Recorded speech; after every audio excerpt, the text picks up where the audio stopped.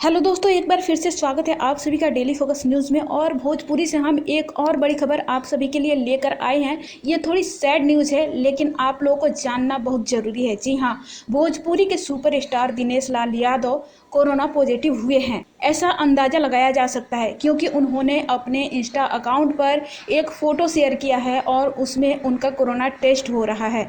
ऐसा तो नहीं लगता कि दिनेश लाल यादव 70 के पार कर गए हैं, यानी कि अभी 70 के एज नहीं हुई है उनकी, लेकिन फिर भी उन्होंने कोरोना टेस्ट कराया। आखिर क्यों? दिनेश लाल यादव को कहीं ऐसा तो नहीं कि उनकी तबीयत खराब हुई हो, इसीलिए वो कोरोना टेस्ट करा रहे हैं। दिनेश लाल यादव ने अपने इंस्टा अकाउंट पर कोरोना टेस्ट की फोटोज डालते हुए लिखा है, वहाँ पे हैशटैग दिया है कोविड-19 टेस्ट। जी हाँ, आखिर बात क्या है? क्या दिनेश लाल यादव सच में कोरोना पॉजिटिव हो गए हैं?